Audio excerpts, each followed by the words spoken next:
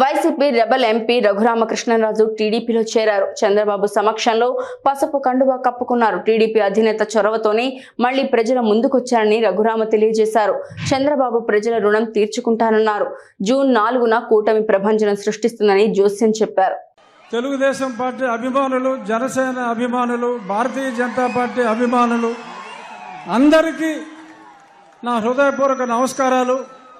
ఈరోజు పెద్దలు నారా చంద్రబాబు నాయుడు గారు గతంలో నా ప్రాణాలకి ముప్పు వాటిల్లినప్పుడు ఆ రోజు రాత్రి ఆయన నిద్రపోకుండా లాయర్స్తో మాట్లాడటమే కాకుండా నా కుటుంబ సభ్యులు అందరినీ, నా భార్యని, నా కుమార్తెను, కొడుకును కూడా తొందరపడొద్దమ్మా, నేను ఉన్నాను అని చెప్పి, ఉన్నాను విన్నాను అని సొల్లు కౌరులు చెప్పేవాళ్ళు కాదు.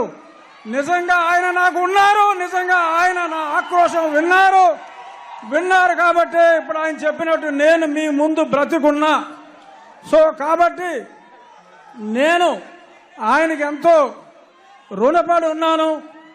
ఇక నుంచి కొన్ని కారణాల వల్ల నేను 4 ఏళ్ళు దూరంగా ఉండవలసి వచ్చింది. అయినా చంద్రబాబు నాయుడు గారి చొరవతో ఈరోజు నేను మళ్ళీ మీ ముందుకు రావడం జరిగింది. ఎప్పుడూ నేను ముందుగా చంద్రబాబు నాయుడు గారికి, అలాగే మీ అందరికీ నేను రుణపడి ఉంటాను. మీ రుణం నేను తీర్చుకుంటాను. అతి త్వరలో జూన్ 4వ తారీఖు ప్రభంజనం సృష్టించబోతున్నారు నారా చంద్రబాబు నాయుడు గారు. అలాగే ఆయనకి తోడుగా పవన్ కళ్యాణ్ గారు, పైన నరేంద్ర మోడీ గారు. ఈ కలయిక నేను సంవత్సరంగా చెప్తున్నా, త్రిమూర్తుల కలయిక ఉంటుంది అని.